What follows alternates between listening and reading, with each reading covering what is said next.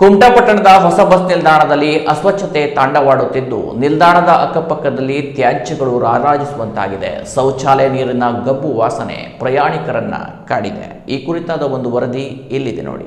ಹೌದು, ಕುಮಟಾ ಪಟ್ಟಣದ ಹೊಸ ಬಸ್ ನಿಲ್ದಾಣದಲ್ಲಿ ತ್ಯಾಜ್ಯಗಳ ಸಮರ್ಪಕ ವಿಲೇವಾರಿಯಾಗದೆ ಕಸದ ಬುಟ್ಟಿಗಳು ತುಂಬಿ ತುಳುಕುವಂತಾಗಿದೆ. ಪ್ರಯಾಣಿಕರ ಆಸನಗಳ ಸುತ್ತಲೂ ಬಸ್ ನಿಲ್ದಾಣದ ಬಲಭಾಗದಲ್ಲೂ ತಿಂಡಿ ತಿನಿಸುಗಳ ಪ್ಲಾಸ್ಟಿಕ್ ತ್ಯಾಜ್ಯಗಳು ರಾರಾಜಿಸುವಂತಾಗಿದೆ. ಇನ್ನು ಸಾರ್ವಜನಿಕ ಶೌಚಾಲಯದಲ್ಲಿ ಸ್ವಚ್ಛತೆಯ ಕೊರತೆ ಇದ್ದು ಕಲುಷಿತ ನೀರು ಹೊರಬಂದು ದುರ್ವಾಸನೆಗೆ ಕಾರಣವಾಗಿದೆ. ಈ ದುರ್ವಾಸನೆಯಿಂದ ಪ್ರಯಾಣಿಕರು ಕಿರಿಕಿರಿ ಅನುಭವಿಸುವಂತಾಗಿದೆ. ದೂರದ ಊರುಗಳಿಂದ ಬರುವ ಪ್ರಯಾಣಿಕರು ಈ ಕುಮಟಾ ಬಸ್ ನಿಲ್ದಾಣದ ದುಸ್ಥಿತಿ ನೋಡಿ ಅಸಹ್ಯ ಪಡುವ ಜೊತೆಗೆ ನಮ್ಮ ಕುಮಟಾ ಊರಿನ ಹೊಸ ನಿಲ್ದಾಣದ ಬಗ್ಗೆ ಗುಣಗಾನ ಮಾಡುವಂತಾಗಿದೆ. ಪ್ರಯಾಣಿಕರಿಂದ ಮಲಮೂತ್ರಕ್ಕೆ ಶುಲ್ಕ ವಸೂಲಿ ಮಾಡುವ ಟೆಂಡರ್ದಾರರು ಶೌಚಾಲಯವನ್ನ ಕ್ಲೀನ್ ಆಗಿ ಇಡುವ ಜೊತೆಗೆ ಕಲುಷಿತ ನೀರು ಹೊರಬಾರದಂತೆ ಅಗತ್ಯ ಕ್ರಮ ವಹಿಸಬೇಕು. ಈ ಸಂಬಂಧ ಬಸ್ ನಿಲ್ದಾಣದ ಕಂಟ್ರೋಲರ್ ಕಟ್ಟುನಿಟ್ಟಿನ ಸೂಚನೆ ನೀಡಬೇಕು ಎಂಬುದು ಪ್ರಯಾಣಿಕರ ಆಗ್ರಹವಾಗಿದೆ. ಇನ್ನು ಈ ಬಗ್ಗೆ ಪ್ರತಿಕ್ರಿಯೆ ನೀಡಿದ ಕುಮಟಾದ ಜನಸಾಮಾನ್ಯರ ಸಮಾಜ ಕಲ್ಯಾಣ ಕೇಂದ್ರದ ಅಧ್ಯಕ್ಷ ಆಗ್ನೆಲ್ ರೋಡ್ರಿಗೀಸ್ ಅವರು ಈ ಹೊಸ ಬಸ್ ನಿಲ್ದಾಣದಲ್ಲಿನ ಅಸ್ವಚ್ಛತೆ ನೋಡಿ ಬೇಸರ ವ್ಯಕ್ತಪಡಿಸಿದ್ದಾರೆ. ಸ್ವಚ್ಛತೆ ಬಗ್ಗೆ ಅಲಕ್ಷ್ಯ ವಹಿಸಿದ ಸಾರಿಗೆ ಸಂಸ್ಥೆಯ